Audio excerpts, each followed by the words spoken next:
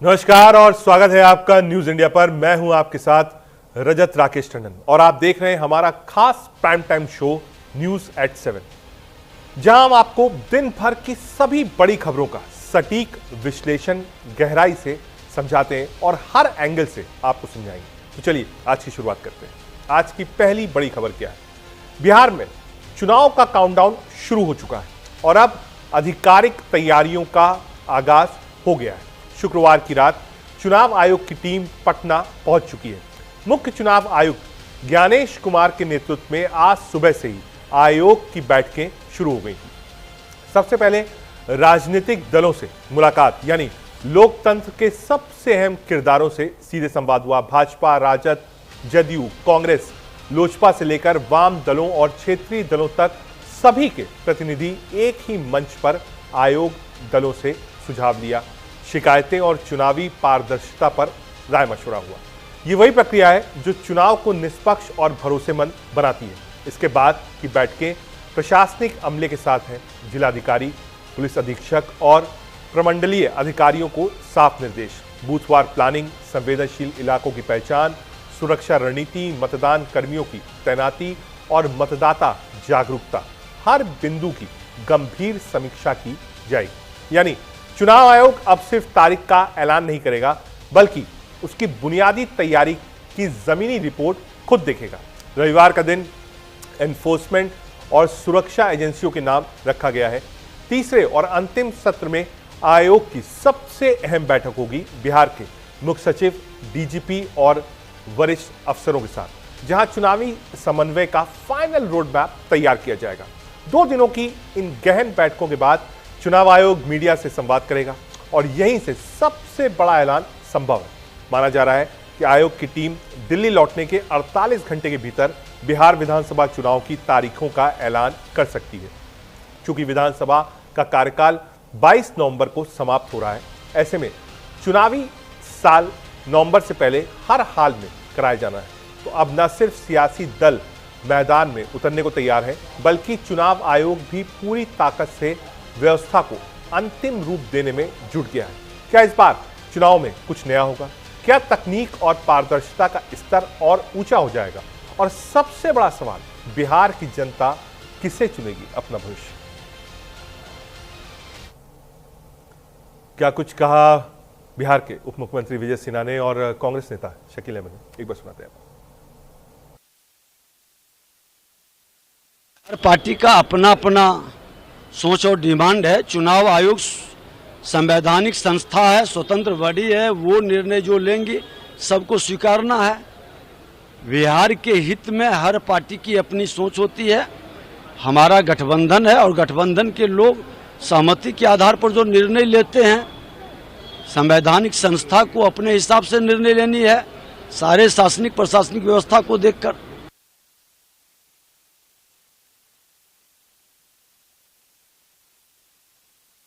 Chief election commission है और क्या ब्रीफ लेके आए हैं वो मौजूदा सरकार से वो हमको नहीं मालूम है, लेकिन पूरी कवायद 2 बजे जो प्रेस कॉन्फ्रेंस है उस संबंध में हम लोग बोलेंगे। चीफ इलेक्शन कमीशन है और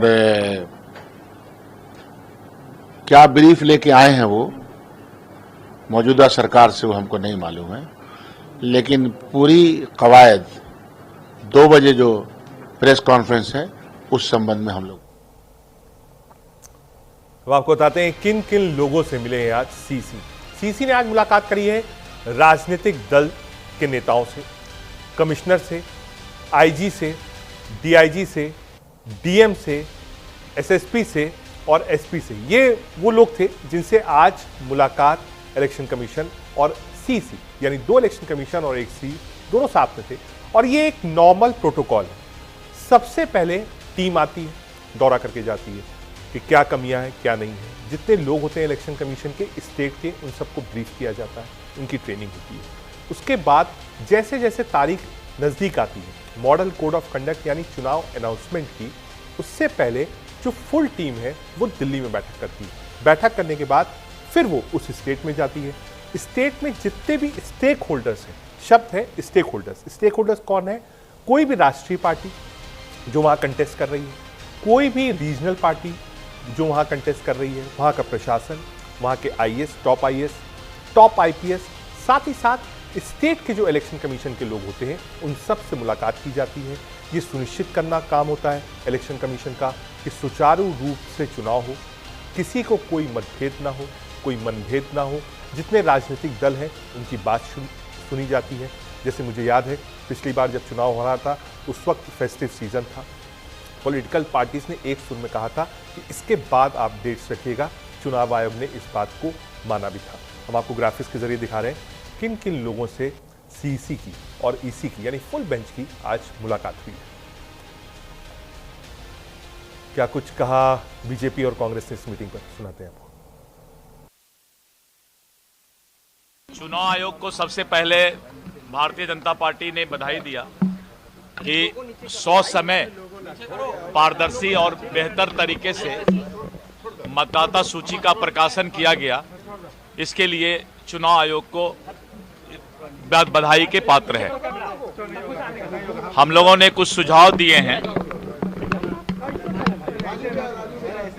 कि जो बिहार में चुनाव हो रहा है, चुनाव के एक दिन पहले या 2 दिन पहले पारामिलिट्री फोर्स जो हमारे पिछड़े समाज, अति पिछड़े समाज, दलित समाज का गांव है, वहां पर उनका जो है पारामिलिट्री फोर्स का उपलब्धता और उनका जो है वहां पर मार्च कराया जाए, जिससे कि वोटर के बीच कॉन्फिडेंस जगे।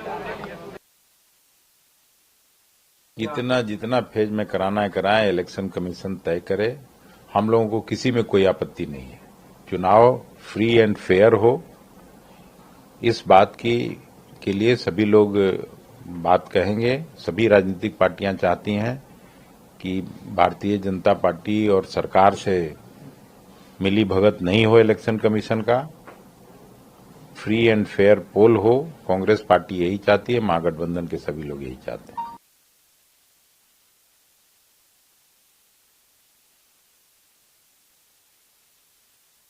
बताते हैं बिहार में मतदाता यानी एसआईआर प्रक्रिया से कुल वोटर अब है 7,79,00,000।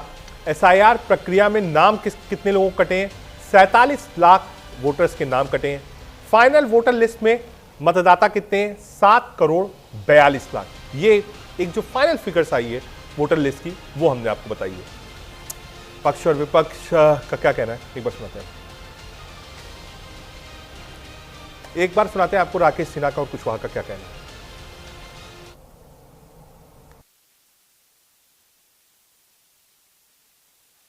अब हमें लगता है कि विलंब हो रहा है।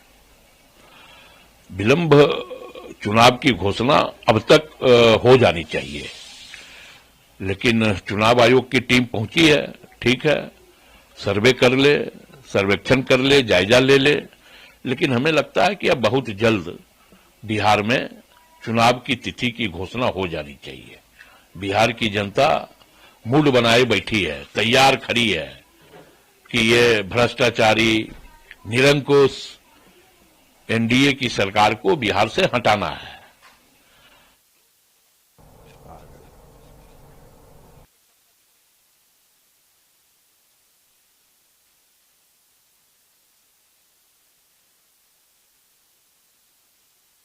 बिहार में चुनाव शुरू हो गया है, काउंटडाउन 5 अक्टूबर को इलेक्शन कमीशन की बैठक है। अगले हफ्ते तारीखों का ऐलान हो सकता है।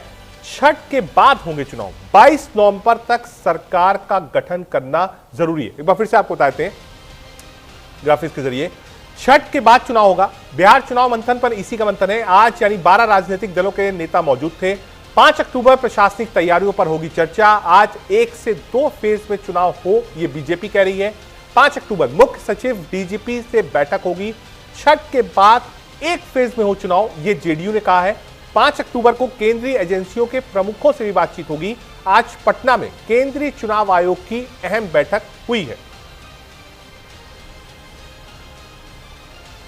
क्या कुछ कहा तेजस्वी यादव ने और राजीव रंजन ने, सुनाते हैं।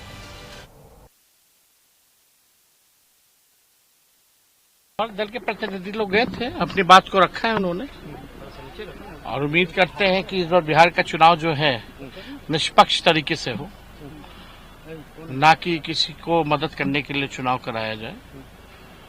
लोकतंत्र में जनता मालिक है और जनता को पूरा अधिकार और हक बनता है कि चुनाव जो है फ्री और अच्छे वातावरण में।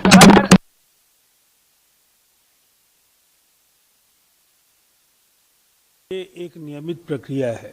अब जब चुनाव की रणभेरी बजने जा रही है, निर्वाचन आयोग को तारीखों का ऐलान करना है और उसके पहले राजनीतिक दलों की भूमिका, उनकी राय और प्रशासनिक ढांचे की तैयारियां, इन सब का मुआयना बेहद आवश्यक है।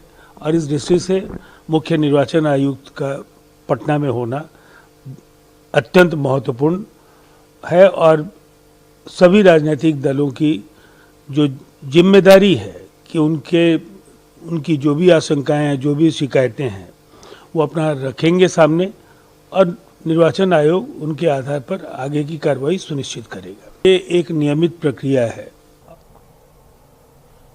इलेक्शन कमीशन की बैठक हुई है, नेताओं के साथ मंथन हुआ है। कौन कौन से दल शामिल थे? BJP, JDU, LJP, RJD, Congress, Aam Aadmi Party, Bahujan Samaj Party, CPM, CPIML, National People's Party, Rashtriya Loktantrik party, राष्ट्रीय लोक समता पार्टी, ये सारी पार्टीज वहां पर मौजूद थी। क्या कुछ कहा संजय कुमार झा ने इस पूरे मुद्दे पर, सुनाते हैं। लोगों ने इलेक्शन कमीशन को अपनी बात रखी, एक तो धन्यवाद भी दिया कि बिहार में इतना एसआईआर का इतना इम्पोर्टेंट एक्सरसाइज हुआ है। बिहार देश को ये राह दिखाएगा कि एसआईआर कैसे किया जाता है, और जो स्पेशल एजेंसिव रिवीजन बिहार में हुआ उससे बहुत क्लीन हुआ जो वोटर लिस्ट है। दूसरा, हम लोगों ने आग्रह किया है कि बिहार में एक फेज में चुनाव, बिहार में लॉ एंड ऑर्डर, नक्सल कोई इशू नहीं है। दूसरा, हम लोगों ने ये आग्रह किया इलेक्शन कमीशन को कि सब जगह बूथ पर पैरामिलिट्री फोर्स रहे, जो गरीब गुरबा को वोट देने में कोई दिक्कत नहीं हो। यही सब आग्रह, जो 2-3 इम्पोर्टेंट चीज था।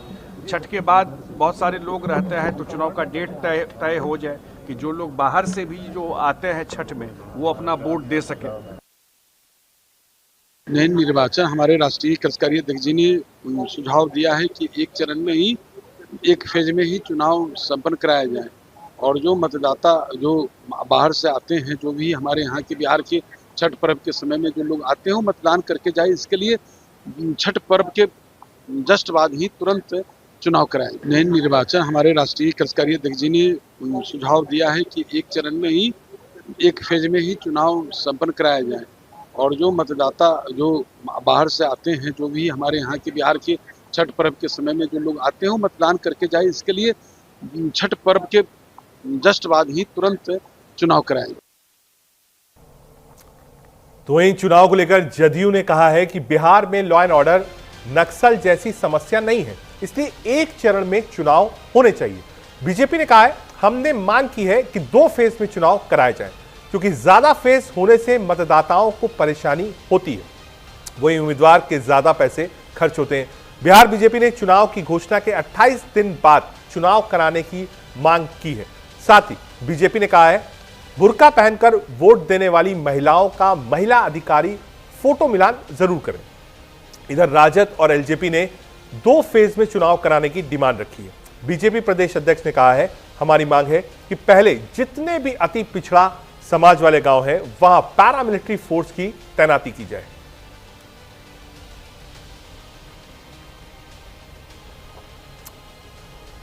आगे बढ़ते हैं। प्रधानमंत्री नरेंद्र मोदी ने आज के कार्यक्रम में एक बार फिर से साफ कर दिया है कि 2024 के लोकसभा चुनाव और बिहार विधानसभा चुनाव को लेकर केंद्र सरकार ने युवाओं और महिलाओं पर अपना पूरा ध्यान केंद्रित कर लिया है। कौशल दीक्षांत समारोह के मंच से प्रधानमंत्री मोदी ने जहां 62,000 करोड़ रुपए से ज्यादा की योजनाओं की सौगात दी, वहीं विपक्ष पर भी तंज कसे। उन्होंने कहा कि आज का भारत स्किल और प्राथमिकता दे रहा है। ये योजनाएं इसी सोच का हिस्सा है। पीएम सेतु योजना के तहत देश भर की आईटीआई संस्थाएं अपडेट होंगी। 1200 स्किल लेबर्स की शुरुआत होगी, लैब्स की माफ करिएगा। और बिहार में नई स्किल यूनिवर्सिटी के साथ हजारों नौजवानों को सरकारी नियुक्ति पत्र भी दिए जाएंगे। इन घोषणाओं से एक तरफ जहां युवाओं को भविष्य की दिशा दिखाई देगी, वहीं दूसरी तरफ राजनीतिक संदेश भी साफ था कि एनडीए सरकार विकास और रोजगार पर केंद्रित है। प्रधानमंत्री मोदी ने मंच से विपक्ष पर नाम लिए बिना बड़ा हमला किया। जननायक कर्पूरी ठाकुर की विरासत को लेकर उन्होंने कहा कि कुछ लोग आजकल जननायक शब्द की चोरी कर रहे हैं, जबकि ये सम्मान बिहार की जनता ने कर्पूरी ठाकुर को खुद दिया है। सोशल मीडिया ट्रोल आर्मी ने जननायक नहीं बना रहे। ये बात उन्होंने बड़े ही सधे अंदाज में कही, लेकिन निशाना पूरी तरह से विपक्ष की ओर था। इस दौरान प्रधानमंत्री मोदी ने यह भी साफ किया कि बिहार में शिक्षा ढांचे को पूरी तरह से बदला जाएगा। IIT Patna, NIT Bihta, Patna university, Nalanda open university जैसे संस्थानों का विस्तार भी होगा। और साथ ही पढ़ाई का खर्च कम करने के लिए स्टूडेंट क्रेडिट कार्ड योजना को ब्याज मुक्त बना दिया गया है। स्कॉलरशिप भी दुगनी कर दी गई है। यानी युवाओं को सिर्फ डिग्री नहीं, दिशा देने की कोशिश की जा रही है। महिलाओं को रोजगार देने की बात हो रही है, या युवाओं को उस शिक्षा की सुविधा। प्रधानमंत्री मोदी की कोशिश यही है कि ये चुनाव सिर्फ नारों पर नहीं, काम के आंकड़ों पर लड़ा जाए। लेकिन क्या जनता इस बात को स्वीकार करेगी? क्या विपक्ष इस नैरेटिव को तोड़ पाएगा? और क्या बिहार के युवा इन योजनाओं को अपने भविष्य की गारंटी मानेंगे? ये चुनावी साल है और हर योजना के पीछे एक रणनीति छिपी होती है। अब देखना यह होगा कि प्रधानमंत्री मोदी के इन संदेशों का असर जमीन पर कितना पड़ता है और राजनीतिक विपक्ष इसका जवाब किस तरह से देता है। क्या कुछ कहा प्रधानमंत्री मोदी ने, सुनाते हैं। उच्च शिक्षा के लिए विद्यार्थियों को फीस की परेशानी ना हो, इसकी भी चिंता की जा रही है। बिहार सरकार स्टूडेंट क्रेडिट कार्ड के माध्यम से बच्चों को उच्च शिक्षा के लिए मदद करती रही है। अब एक और बड़ा निर्णय लिया गया है। इस क्रेडिट कार्ड से मिलने वाले एजुकेशन लोन को इंटरेस्ट फ्री कर दिया गया है, ब्याज मुक्त कर दिया गया है।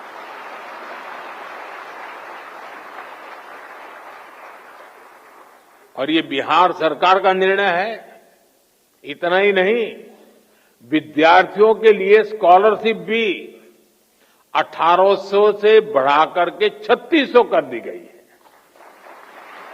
साथियों, आज भारत दुनिया के युवा देशों में से एक है और बिहार उन राज्यों में शामिल है जहां आबादी के अनुपात में सबसे अधिक युवा है।